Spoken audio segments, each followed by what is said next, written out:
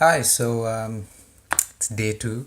I'm continuing this video diary, and in the past, I've tried to do this several times wherein I've begun writing my diary. This was many years ago when I was younger, but never stuck to it, never did it with consistency.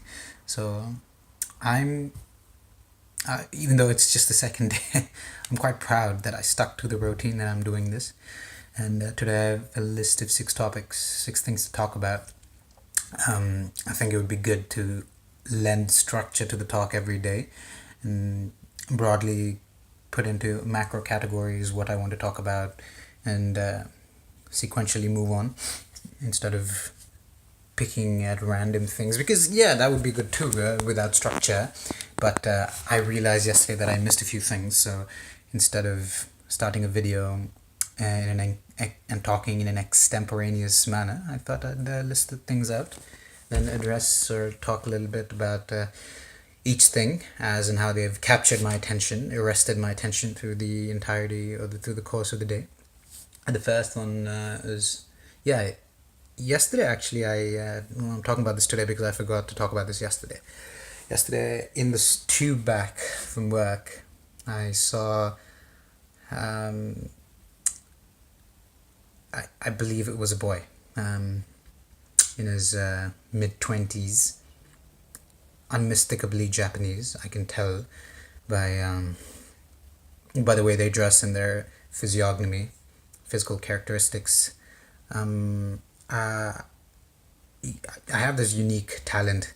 I can tell Asian people and place them down to their nationality: Korean, Asian, Thai, Chinese, Japanese, distinctly between Japanese, Koreans, and Chinese.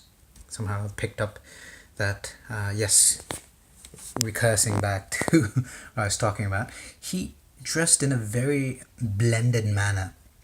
So he didn't have any facial hair. His hair was outgrown, uh, like one would typically see in a woman's coiffure. Um, his dressing style, his accoutrement, uh, were very gender neutral, or no, not even gender neutral, even gender neutral, tending towards the feminine pecking order, you can say. And that's a trend that's coming up. It's more and more noticed in these days, and the whole fascination with K-pop as well. This prepubescent and post-pubescent girls and around that age group have a fond liking to these less masculine appearing males, and that's becoming a phenomena, a global phenomena. Men are being or dressing more in a feminine manner, and they're daring to blur the gender gaps, the rigid gender constructs that we've built, carefully curated over the years. They're challenging the status quo, and I think it was more prevalent in the Asian cultures, but right now, yes, even now, the Asian cultures are at the forefront of those embracing it. The other cultures and countries are becoming fast followers, not trendsetters, but right now, yeah. And it got me thinking about the social stigma that surrounds transsexuals and people like that in India, who we've labeled kojas. Even that the word koja, it doesn't sound well meaning. Leaving the meaning aside, it just doesn't sound like it means well. It sounds like an expletive, like a curse word. It's got a harsh or demeaning connotation associated with it. And that's probably because of how strongly the literal association comes before we even breathe in the sounding aspect of it. But it's a harsh term, and why do we, and they're looked down upon, they're frowned upon, they're ill-treated, they aren't extended even basic human courtesies. They're just banished and ostracized from society, and they lead their lives that way. It just got me to thinking that while we treat one group of people that way, we also see an other growing sub or counterculture in progressive countries as as people or segments that carry the baton um, of avant-garde thought, you could say. Even we treat them in very separate lights. Those back home, transsexuals, and these people, the new growing counterculture, and I, that are challenging people, that are challenging notions. We see them as people that we admire, whilst synchronously with a large majority of people treating the same kind of people in a different manner. So these guys are truly that because they're born that way biologically, and the others on this on the other end of fashion, of culture, of pop culture, these guys are not born that way biologically, but they're growing to embrace essentially the same ideology, and they are um looked in looked for us looked in an inspired way. They're looked at in an inspired way, and that's very curious, and that's what I've been thinking about. Why this incongruence in treatments between just the same kind of people? Is it just geopolitical views? I doubt it, because even in India we have an extremely huge and growing fan base for K-pop, and people of that uh, yeah, people who look in a distinct manner, in an carving this social image, uh, literal, ideological, symbolic, and they're being praised, they're being hailed, whilst others who are born that way, innately, biologically, can't escape it, are being condemned and ostracized. So that's one topic. And the second is a really heartwarming moment in the morning when I was going to work in the tube. I was observing the people, and in the distance, in the same carriage, in the same tube compartment, there was an old man sitting on the right hand side of the line of seats towards the end, and right opposite him there was a small girl. I think that was his granddaughter. And while we passed through stops, at one stop she got up from her seat, went to her grandfather. She took his scarf out.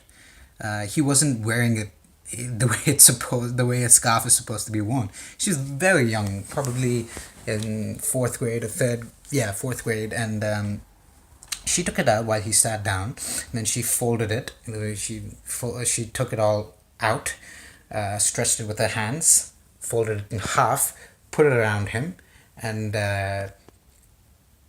collected the two loose ends of the scarf, and put them through the looped, folded portion the way it's supposed to be, and tucked it under her coat. And it was a very, very heartwarming woman. She did that, and she went back to her seat, and she sat down. Granddad was happy, and the people that was sitting next to her, they also smiled, and it's oddly very satisfying and very happy. Just a happy start to the day. And the second was, yes, after work I went to the real estate agent to finalize on the deal. We settled on the house, and I had to show my passport as a final identity confirmation piece of the whole contractual agreement. And whilst I was going there, I just randomly thought, what if this Reed's Reigns is the name of the real estate agent, what if that store vanished? And surprisingly enough, I walked past it, and I realized that it wasn't there, because I started nearing the closest tube station, underground station, and recalling the previous times I walked to and from that state's office, I knew that I must have crossed it. So I walked back, and then I walked front again. I couldn't see it, and then very absurdly it tied in with my previous just oblique musings of what if it suddenly disappeared. And for a fraction of a second, I just thought it was a possibility, or that it had happened. As much as I knew it didn't, it wasn't rationally possible, I knew that. But somehow it weirdly tied into me thinking instantaneously something must have spurred that in me, and I just philosophically mused about what if it just disappeared. Would anyone care? Would anyone know what was going to happen? And then, strangely enough, absurdly enough, I missed it 3 times. I eventually found it, but somehow, fortuitously, my philosophical musing tied in with me walking past it several times, and I thought that was a magical moment. What if it actually disappeared? Who was I going to explain things to? Would anyone believe me and dismiss me as a crazy cuckoo person? So that was one. And then whilst I was walking to and fro, I also saw this man walking with 2 small kids. Just another fleeting thought was that what if he was kidnapping them? He wasn't, obviously. He naturally, I could tell by the reactions of those little girls that held his hand lovingly. It must have been their father. But that just, I started thinking about the number of unreported kidnappings or crimes that happen on a daily basis. People being held for ransom. I'm certain a lot of it is not reported. How is it settled? Do these parents just pay ransom and then get their children back? Are they not? Are they reported? Are there petty thieves that are doing this with the whole intention of returning their kids for a ransom price? But are they doing this? I'm sure that it's happening in the world around us. It's an incredibly complex and unreported world. The world we live in is an unreported world. Every other adjectival description you must have heard of, but this one, and I don't think we've qualified it as such. The world we live in is an unreported world. The number of things that are not registered, that are not recorded, happens as horrific and horrendous and heart-churning as it sounds. Yes, I realize that there are every day around the world children are being kidnapped, children are being returned for money. It's a highly complex and secret world, unreported. The next one was I was doing some recon work in my company and the divisions within. There was a very secretive division within the company. Not much intel is available even internally within the databases. No materials or inside decks or works they've created are visible even internally. It's a highly secretive group. It's comprised of a tight-knit group of 15 to 20 individuals. All of them exceptionally qualified. Most of them hold PhDs. They're economists, they're political strategists, they're scientists, they're energy analysts. Most of them will hold a PhD or have graduated from elite universities in the world. Best of the best: Cambridge, Oxford, Harvard, PhDs from Carnegie Mellon. Incredibly secret. And that spurred my interest in learning, wanting to know more, trying to interact with them, trying to reach out to them. Another thing was, I thought about bullying also, and how yesterday I talked about bullying, so now continuing that talk about bullying. How is bullying more acceptable when it comes to older people getting bullied?